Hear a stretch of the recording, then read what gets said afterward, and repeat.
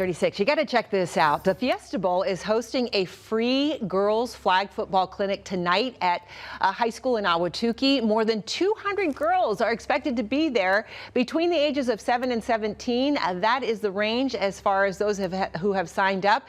They will go and learn the fundamentals of the game and get some hands-on training as well. Should mention that is more than double the number from last year. The sport continues to grow, and I feel like saying growing is an understatement. The sport is really exploding. So this morning we are happy to say joining us here on Good Morning Arizona, U.S. national flag football star Brenna Ramirez. She's right here next to me, and then she's joined this morning with the Fiesta Bowl Executive Director and CEO Eric Moses. Both of you, welcome. Really appreciate you being here. And Eric, I want to start with you. You know, the NFL is just jumping on this and getting behind this sport. This is the second year though for you guys. So help me understand why the Fiesta Bowl is getting behind girls flag football, and what message does it send to have an organization as prominent as the Fiesta Bowl getting behind girls flag football? What message do you want that to be to go out to the girls here in Arizona? That we want girls to have every opportunity to participate in a sport that is so important to this country, that helps to teach group dynamics, teamwork, hard work and effort, responsibility, accountability, all the things that we learn from playing sports, and football in particular, should also be extended to girls. And what we find is that when we give girls and women opportunity to participate in things, they usually do pretty well. Yeah, and you've been out there when some of these girls have played.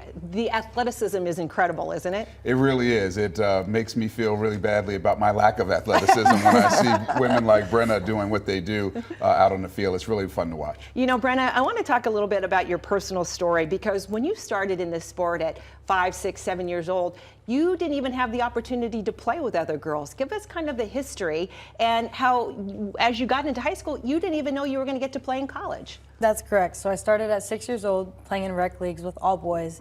I did that until I was about 9, 10 years old, and there was a small all-girls team that I also played with along with my boys team, because the boys was my priority more often.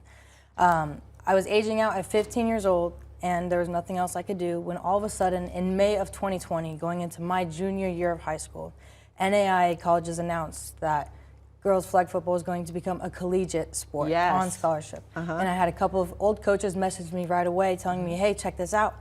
And I did, and I knew that's immediately what I wanted to do. And all of a sudden, an old coach reached out. He started a girls travel club flag football team called Lady Ghost, one of the first in Arizona. I picked up with them right away. I joined the national team, and that's soon enough when I got recruited by Kaiser University in West Palm Beach, Florida. So now you're playing at the collegiate level. You've got an NIL deal with Burrito Express. We love to hear that. Yeah, somebody's applauding over here. You know, for the girls who are out there who are that 6-year-old that you were years ago, who might be looking and saying, gosh, is this something I can do? What is your message to them? I would say don't give up, don't doubt yourself. You know, there's going to be obstacles in the way, but if it's truly what you want, and if you can stay consistent in your work, then you can get and achieve that dream.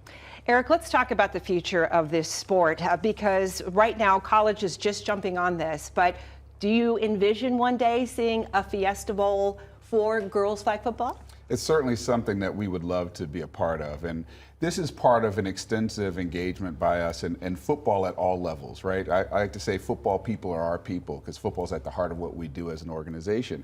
And so we want to continue to encourage girls flag. This year we sponsored the state championship, the AIA state championships, and we're able to help award those championships to 3 different schools. This is the 2nd year of our legacy clinic for girls, and we're going to continue to help to build the momentum around this fantastic sport that's also entertaining, and as you know, will be in the Olympics come 2028. That is exciting. You know, we're just about out of time, but I'd be remiss, Eric, if I had you on set and I didn't ask you.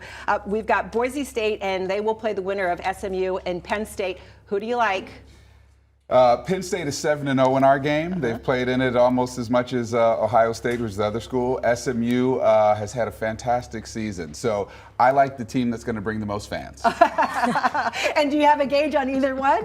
Well, Penn State's a much larger school. Texas is obviously closer, so I think it's 6 in one hand, half dozen in the other. We'll be happy to host a very fantastic first ever CFP quarterfinal game here in the Valley. And then real quickly, how do you like this 12-team system?